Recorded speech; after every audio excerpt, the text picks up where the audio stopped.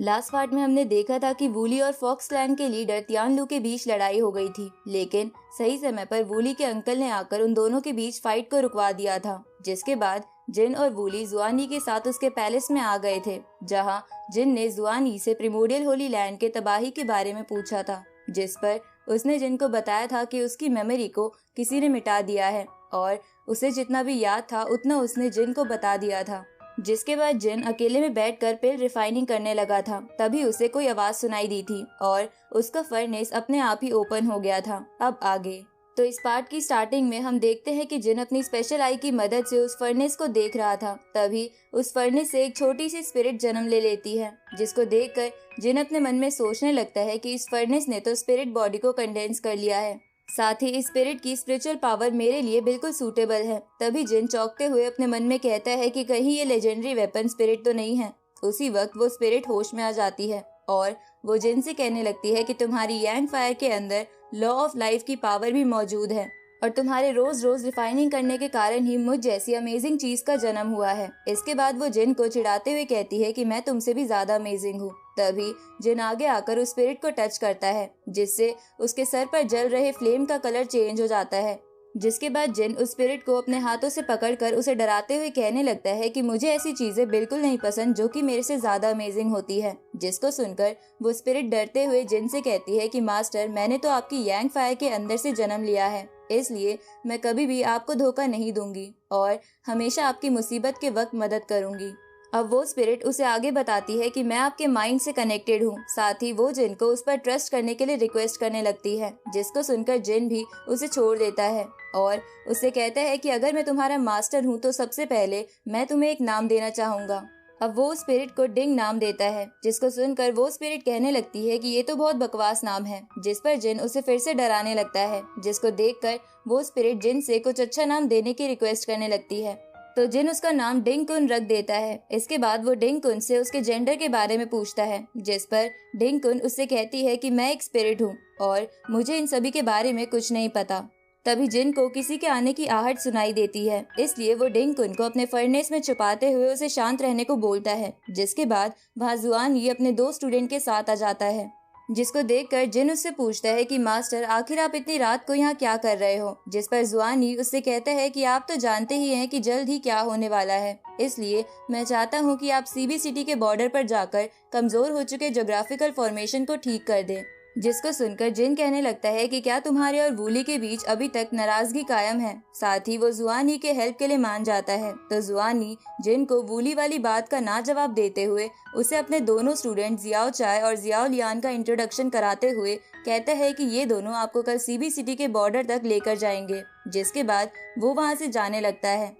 तभी जिन उसे रोकते हुए कहता है कि इस वर्ल्ड का सबसे स्ट्रॉन्गेस्ट रूल यही है कि जितना जल्दी हो सके सिचुएशन को समझकर उसे सुधार लेना चाहिए। और यहाँ जिन जुआनी को वूली की गलतफहमी दूर करने के लिए बोल रहा था। आगे हम जुआनी को देखते हैं, जिससे जियाओ लियान पूछता है कि मास्टर, आप परेशान क्यों लग रहे हैं। जिस पर जुआनी उसे जवाब देता है कि अभी अभी जो होली सन ने मुझसे कहा था, सेम यही बात जब मैं छोटा था तो मेरे मास्टर भी कहा करते थे, लेकिन अब मुझे उनका चेहरा भी याद नहीं है। अगली सुबह वो दोनों बच्चे जिन को सीबी सिटी के बॉर्डर की तरफ लेकर जाने लगते हैं, लेकिन तभी एक बंदा उसे रोकते हुए जिन से पूछता है कि क्या आप ही स्पिरिट माउंटेन के होली सन हो। जिस पर जिन हाँ में जवाब देता है, जिसको सुनकर वो बंदा चिल्लाते हुए सभी को कहने लगता है कि स्पिरिट माउंटेन के होली सन हमारे मदद के लिए आ चुके हैं। तो ये सुनकर सभी लोग जल्दी से अपने अपने घरों से बाहर निकलकर जिन को देखने लगते हैं और वो सभी मिलकर जिन के ऊपर फूलों की बारिश करने लगते हैं। साथ ही वहाँ मौजूद सभी लड़कियां कहने लगती है कि ये होली सन तो बहुत हैंडसम है। जिसके बाद हम जिन और उन दोनों स्टूडेंट को एक होटल में बैठे हुए देखते हैं, जहाँ जिन अपना वेलकम देखकर बहुत खुश हो गया था। जिसको देखकर जियाओ लियान कहने लगता है कि आखिर होली सन में ऐसी क्या खास बात है जो कि सभी लोग इसे इस तरह से ट्रीट कर रहे थे। जिस पर जिन उससे कहता है कि ऐसा लगता है कि तुम मेरे से जेलस हो। जिसके बाद जिन उन दोनों को अपने गोद में लेकर वहाँ से जाने लगता है। जिस पर वो दोनों जिन से कहते हैं कि आखिर तुम हमें गोद में लेकर क्यों चल रहे हो। तो जिन उनसे कहता है कि तुम दोनों बहुत ही स्लो चलते हो। अब वो उन दोनों को लेकर तेजी से फ्लाई करते हुए वहाँ से निकल जाता है। दूसरी तरफ हम 3 रेड ड्रैगन को देखते हैं, जो कि ली लियाओ नाम के बंदे को चेन से पकड़कर उसे घसीटते हुए जा रहे थे, जहाँ उनमें से एक ड्रैगन पर बैठा तियानमेन नाम का बंदा उसका मजाक उड़ाने लगता है। वही उन ड्रैगन में से एक ड्रैगन पर फॉक्स क्लैन वाली वही लड़की भी बैठी हुई थी जिसका नाम जियाओ क्यू था। जिसके बाद वो सभी एक जगह पर रुक जाते हैं। तभी ली लियाओ उन सभी से कहने लगता है कि आखिर तुम लोग मुझे मारना क्यों चाहते हो। जिस पर तियानमेन ली लियाओ से कहता है कि तुम हमारे सेक्ट को छोड़कर सीबी सिटी के प्रोटेक्शन में जाना चाहते थे, इसलिए अब तुम्हें यहाँ मरना होगा। जिस पर ली लियाओ उससे कहता है कि मैं बीस्ट का खाना नहीं बनना चाहता और मैं जिंदा रहना चाहता हूँ, इसलिए मैं सीबी सिटी जा रहा था। जिसको सुनकर तियानमेन उसे मारते हुए कहता है कि तुम जैसे वीक लोग जिंदा रहना डिजर्व नहीं करते। अब वो ली लियाओ से सीबी सिटी के बॉर्डर के ज्योग्राफिकल फॉर्मेशन तोड़ने के लिए कहता है, क्योंकि ली लियाओ एक ज्योग्राफिकल मास्टर था। लेकिन ली लियाओ तियानमेन की बात नहीं मानता। तभी वो फॉक्स क्लैन वाली लड़की तियानमेन को समझाते हुए कहती है कि हमें अभी सीबी सिटी में नहीं जाना चाहिए, क्योंकि अभी वहाँ स्पिरिट माउंटेन का सेंट आया हुआ है। जिस पर तियानमेन उससे कहता है कि हमारे सेक्ट मास्टर भी सेंट लेवल पर है, इसलिए हमें डरने की कोई जरूरत नहीं है। इसके बाद वो ली लियाओ को बुली करते हुए उसे वहाँ की फॉर्मेशन को ब्रेक करने के लिए बोलने लगता है।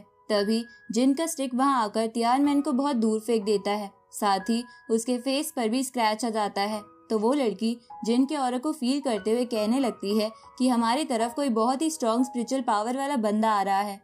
उसी वक्त वहाँ जिन जियाओ चाय और जियाओ लियान के साथ आ जाता है और जिन जल्दी से ली लियाओ की हथकड़ियाँ तोड़ देता है। जिसके बाद जियाओ चाय और जियाओ लियान जाकर जल्दी से ली लियाओ को सहारा देते हैं। तभी जिन उस फॉक्स क्लैन वाली लड़की को देखकर कहने लगता है कि छोटी लड़की, क्या तुम मुझे इतना मिस कर रही थी कि तुम मुझसे मिलने सीबी सिटी के बॉर्डर तक आ गई, लेकिन तुम अपने साथ इन बेवकूफों को क्यों लेकर आई हो। जिसको सुनकर वो लड़की जिन से गुस्से में कहती है कि तुम तो बहुत बेकार पर्सन हो। जिस पर जिन उससे कहने लगता है कि बेकार, घटिया, बेशरम ये सभी वर्ड्स मैं बहुत बार सुन चुका हूँ, इसलिए तुम मुझे कोई नया वर्ड सुनाओ। तभी तियानमेन आगे आते हुए गुस्से में कहता है कि लड़के, आखिर तुम्हारा नाम क्या है, क्योंकि मैं बिना नाम जाने किसी भी पर्सन को नहीं मारता हूँ। जिस पर जिन उससे कहता है कि तुम जैसा कमजोर मेरा नाम जानने के लिए काबिल नहीं है। और जिन के ऐसा कहते ही ये पार्ट यहीं पर एंड हो जाता है।